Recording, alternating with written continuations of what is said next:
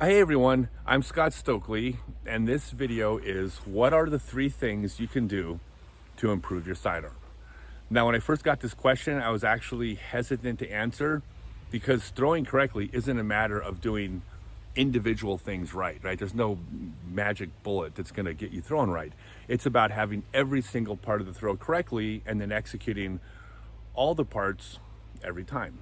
That's how you throw well. However, after 1,200 or so private lessons in the last 3 years, I can identify 3 things that when a player is doing it one way and we get them doing it the other way, we see the most radical improvement. So, number 1, sidearm is a forward-facing throw. Now, this is a real common mistake, and it's understandable because when you throw a backhand, you're effectively 90 degrees from the target, pulling the disc across your body. So it's natural throwing sidearm, it's still disc golf after all, to turn 90 degrees and try to throw the disc across your body. It's incorrect because the mechanics of the sidearm and the backhand are different. They're 2 independent throws. The reason it's a forward-facing throw is that when you throw sideways, you're effectively throwing entirely with your arm, or at least mostly with your arm. Not only will you not generate the power or the accuracy with just your arm, you're also more susceptible to injuries because you're putting more strain on just a couple joints. When you face forward, you're able to throw farther because you're putting your body into it as well. It's like math. Arm plus body is greater than arm, right? You're just adding something to what you're doing here. You're gonna throw farther. You're also gonna reduce injuries and strain on your body because your legs, your core, other parts of your body are doing some of the work as well. Now, the question is then, how do you generate power if you're facing forward? So here's how to look at it. Imagine the lower half of your body comes up to your belt line. From here to here is a spring. Up above, the upper half of your body. But imagine a spring is all that's connecting the lower half and the upper half of your body. The way you're gonna generate power, where the torque is gonna come from, is by putting tension on this spring and that spring snapping back into place. Now, here's where you have to use your imagination. Imagine if you took this spring out. Take the spring out and you start just like doing this with it, right? It's not a spring when you do that. It's just a coiled up piece of metal. It's just a thing. It only becomes a spring when you take one side and you attach it to something to create resistance. Now when you go to move this object, now there's stored up energy. Now it's a spring. Now that spring can snap back into place. So the way this works as a forward-facing throw is the lower half of your body is effectively, you're going to at least attempt to remain forward. Your run-up is literally going to be that. When the lower half of your body remains forward and the upper half of the body rotates, now there's resistance between the lower half and the upper half. That's the energy. That's the stored energy in the spring. Then the lower half of the body is going to win out. It's going to snap the upper half back forward. That's where you're generating power from your core. Now, if you are insistent on turning the lower half of your body against my recommendations, it's still important to remember that when you throw, it's still a forward-facing throw, right? So no matter what, even if you turn sideways earlier than I would recommend, the throw ends this way, not this way. Number 2, you're gonna throw a ball, not a frisbee. Now, I wouldn't even want to write that if I couldn't attach a video to the article, because without demonstrating it doesn't make any sense. Because obviously when I say frisbee, I mean frisbee, disc. The reason I say this is that the mechanics of throwing a ball are correct. The mechanics of throwing frisbee are incorrect when throwing a golf disc. Now, the way I like to illustrate this is imagine you're watching 2 left fielders.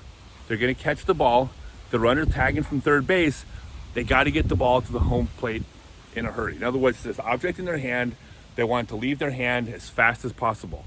Now, I'm gonna demonstrate both of these. I'm not gonna do a crow hop because like we just talked about, you wanna face forward, but minus the crow hop, one is ball mechanics, one is frisbee mechanics. Tell me which one's gonna get the ball to home plate faster. Number 1, catch the ball, right? That's gonna get the ball to home plate. Number 2, On the second one, the ball is going to dribble about to the pitcher's mound. It's going to stop, right? Now, the reason I use baseball to illustrate this is if I showed both of those and said which one is how you throw a frisbee sidearm, or which one is the correct way to throw a frisbee sidearm or a disc sidearm, a lot of people are going to say that's a sidearm. It's incorrect. You don't generate power this way. You generate power this way. Now, I say it's a ball. It is not a complete overhand, meaning you're not going to throw up here because obviously the disc is either going to flip upside down or it's going to roll. So you do have to lower your arm some to make it fly, but you don't lower it down here to where you lose power. You're compromising between maximum power and angle of the disc.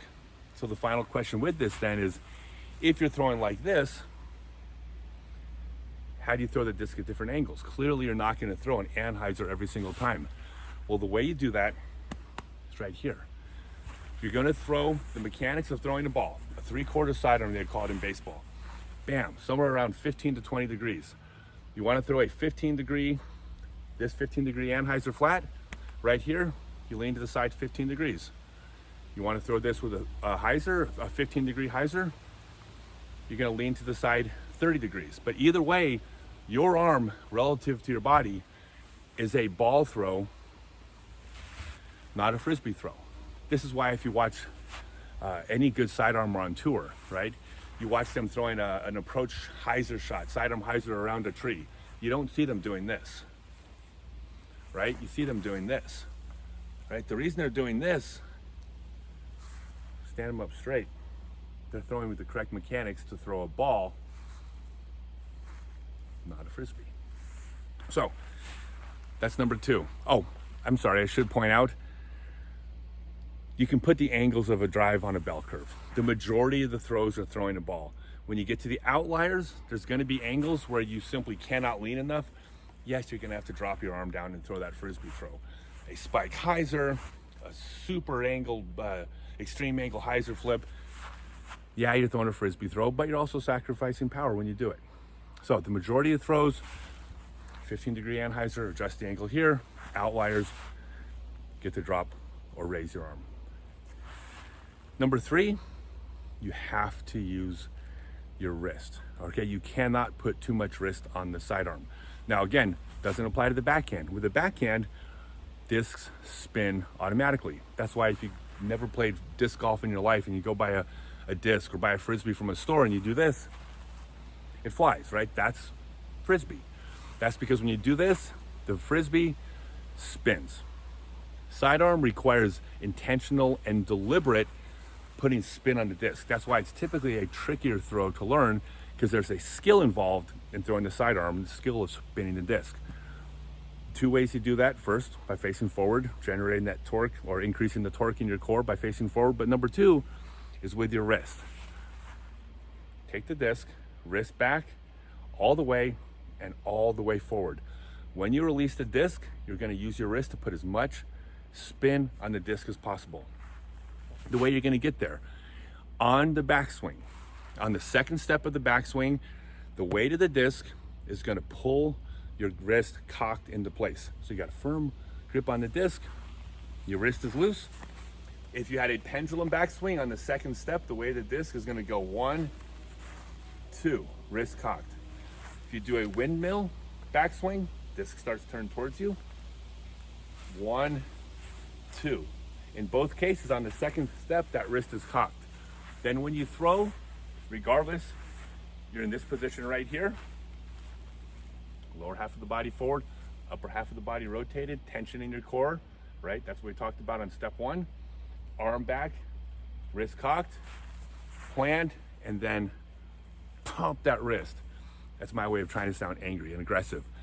Your walk up, your backswing, and your throw are relaxed. The effort happens right there, but just pump that wrist. You cannot put too much wrist on it. More spin, better than less spin. Little caveat, there are some trick shots that require you to intentionally put less spin on the disc, but 99% of the time, more spin is better. So those are the 3 things. When I get players doing those in my private lessons, they will see the most radical improvements. Now, one little bonus, is the one thing that you don't do. You don't keep your elbow close to your body. This has been going around for, I don't know, sport's been around 43 years, let's say 42 and a half years. You do not generate power with this motion right here. All right, when you do that, you look like a Tyrannosaurus Rex trying to play disc golf. I've heard, I wasn't there, but I heard of all the dinosaurs, the T-Rex was the worst sidearm of all of them. Even the ones that walked on all fours had a better sidearm than T-Rex, because T-Rex kept his or her elbow next to the body. On your backswing, get the disc back out here. When you throw, your arm's gonna be out here in front of you, right? So that whole, this way, it's just a shortcut to generating spin in the disc. You don't need to do that.